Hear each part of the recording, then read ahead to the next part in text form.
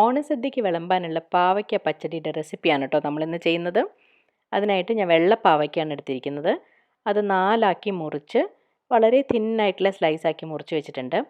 ഇനി കയ്പ്പ് തീരെ ഇഷ്ടമില്ലാത്ത ആൾക്കാർക്ക് കുറച്ച് ഉപ്പൊക്കെ തിരുമ്പി കുറച്ച് നേരം വെച്ച ശേഷം പച്ചവെള്ളത്തിൽ കഴുകിയെടുത്താൽ മതിയാവും. വെള്ളപ്പാവയ്ക്ക ആയതുകൊണ്ട് തന്നെ അധികം കയ്പ്പ് ഉണ്ടാവാൻ സാധ്യതയില്ല.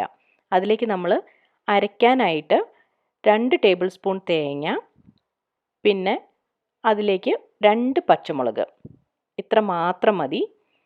വേറെ ഒന്നും ചേർക്കേണ്ടതായിട്ടില്ല. നന്നായിട്ട് മയത്തിൽ അരച്ചെടുക്കണം ഇത്. അടുപ്പിലൊരു ചീൻചട്ടി വെച്ച ശേഷം അതിലേക്ക് നമുക്ക് 2 ടേബിൾ സ്പൂൺ വെളിച്ചെണ്ണ ചേർത്ത് കൊടുക്കാം. അതിലേക്ക് അരിഞ്ഞു വെച്ചിരിക്കുന്ന പാവയ്ക്ക ഇട്ട് കൊടുക്കാം. ഞാനിപ്പോൾ ഒരു പാവയ്ക്കാണ് ഇവിടെ എടുത്തിരിക്കുന്നത്. ഒരു മീഡിയം സൈസ് പാവയ്ക്കാണ് എടുത്തിരിക്കുന്നത്. നമുക്കിപ്പോൾ സദ്യയിൽ തൊട്ട് കൂട്ടാനുള്ള ഒരു കറിയായിട്ടാണല്ലോ നമ്മളിത് ഉണ്ടാക്കുന്നത്. ഇതൊരു മീഡിയം ഫ്ലെയിമിൽ വേണം നമ്മൾ മുരിച്ചെടുക്കാൻ വേണ്ടിയിട്ട്.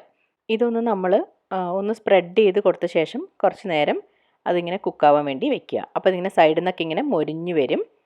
അപ്പോൾ നമ്മൾ ഇടയ്ക്കൊന്ന് കൂട്ടിയിട്ട് കൊടുക്കുക. അപ്പോൾ അത് സ്ലോലി അതിൻ്റെ കളർ ഇങ്ങനെ മാറി ഒരു ലൈറ്റ് ബ്രൗൺ കളറായി മാറുമ്പോൾ നമുക്കത് കോരി വേറൊരു പ്ലേറ്റിലേക്ക് മാറ്റാം.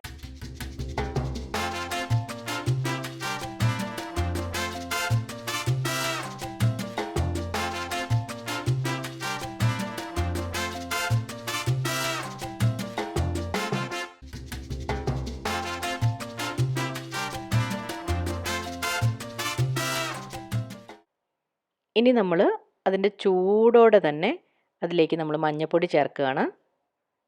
പിന്നെ ആവശ്യത്തിനുള്ള ഉപ്പും ചേർക്കുന്നുണ്ട്. എന്നിട്ട് നന്നായിട്ടൊന്ന് മിക്സ് ചെയ്ത് യോജിപ്പിക്കണം. ഇത് ചൂടാറുന്നതിന് മുമ്പേ തന്നെ ചെയ്യണം.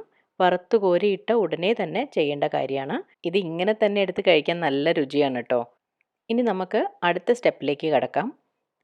ഒരു ബൗളെടുത്ത് അതിലേക്ക് നമ്മൾ തൈര് ചേർക്കുകയാണ്.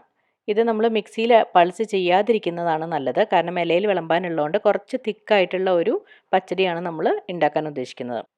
ഇവിടെ ഇപ്പോൾ ഞാൻ എടുത്തിരിക്കുന്നത് 250 ml ആണ് തൈര്. അതായത് ഒരു 1/2 ലിറ്റർ തൈരിൻ്റെ പാക്കറ്റാണ് വാങ്ങുന്നതെന്നുള്ളവർക്ക് അതിൻ്റെ പകുതി ഭാഗം.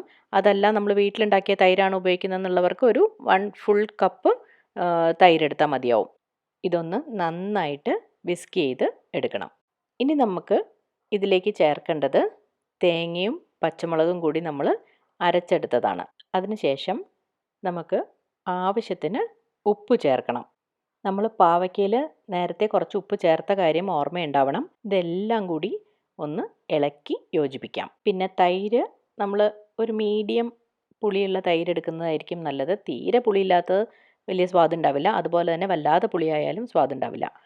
വറുത്ത് വെച്ചിരിക്കുന്ന പാവയ്ക്കയും കൂടി അതിലേക്ക് ചേർത്ത് നന്നായിട്ട് ഇളക്കി യോജിപ്പിക്കാം. ഇപ്പോൾ നമ്മുടെ പച്ചടിയുടെ മെയിൻ പരിപാടികളൊക്കെ കഴിഞ്ഞു. ഇനി ഒരു ചീനച്ചട്ടി അടുപ്പത്ത് വെച്ചിട്ട് അതിലേക്ക് കുറച്ച് വെളിച്ചെണ്ണ ഒഴിച്ച്, ഒരു ടേബിൾ സ്പൂൺ വെളിച്ചെണ്ണ മതി, അതിലേക്ക് ഒഴിച്ച് അതിലേക്ക് കടുക് പൊട്ടിച്ച് വറ്റൽമുളകിട്ട് കുറച്ച് കറിവേപ്പിലയും കൂടി ഇടുക. അതിലേക്ക് കുറച്ച് മുളക് പൊടിയും കൂടി നമുക്ക് ചേർക്കാം ഒരു കളറിന്. ഒരു 1/4 ടീസ്പൂൺ മുളക് പൊടി ചേർത്താൽ മതിയാവും. ഇത് തീർത്തും ഓപ്ഷണലാണ് കേട്ടോ, നിർബന്ധമൊന്നുമില്ല. ഇത് പച്ചടിയിലേക്ക് ഒഴിച്ചു കൊടുക്കാം. അങ്ങനെ നമ്മുടെ പാവയ്ക്ക പച്ചടി ഇവിടെ റെഡി ആയിട്ടുണ്ട്. അപ്പോൾ ഇത്തവണത്തെ ഓണസദ്യക്ക് എല്ലാവരും ഈ ഒരു പച്ചടി കൂടി റെഡിയാക്കി നോക്കില്ലേ?